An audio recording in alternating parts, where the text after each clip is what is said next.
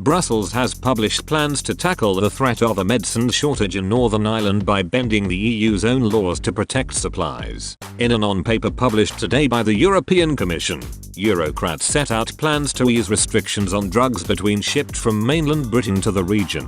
The offer is part of a package of concessions by the EU tabled in the hope of ending the row over the implementation of the Brexit deal's protocol to avoid a hard border. It comes after warnings that about 2,000 medicines currently offered to patients in Northern Ireland could be withdrawn as drugs manufacturers grapple with EU red tape. EU Brexit chief Maros Sifkovic said, "These solutions have an unambiguous common denominator. They were brought about with the core purpose of benefiting the people in Northern Ireland. Ultimately, our work is about ensuring that the hard-earned gains of the Good Friday, Belfast Agreement, peace and stability in Northern Ireland are protected, while avoiding a hard border on the island of Ireland and maintaining the integrity of the EU's single market. Under the post-Brexit trade rules for Northern Ireland, the region must essentially remain part of the EU's regulatory system for medicines. This means that drugs made in Great Britain for use in the area will have to be licensed separately as well as undergo safety inspections and other checks.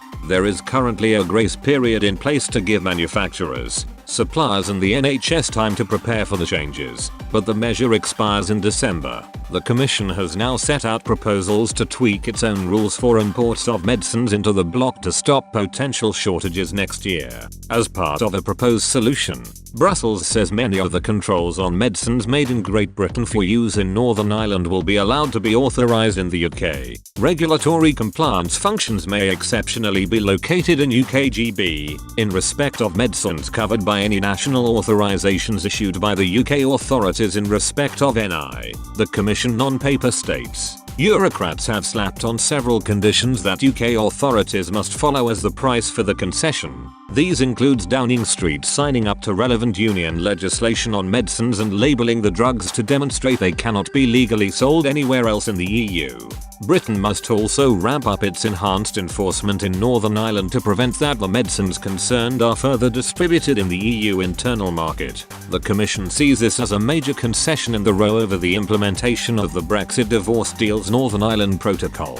The paper states, the proposed solution outlined in the above paragraphs will require legislative action on the EU side. The European Commission is working on a legislative proposal to that effect that will be sent to the Council and the European Parliament as soon as possible on the basis of a clear commitment from the UK to put in place the safeguards. Last week, the government called for significant changes to the post-Brexit border fix because the measures are unsustainable. To avoid a hard border, Northern Ireland effectively remains in the EU's single market, with checks on goods being shipped from the rest of the UK.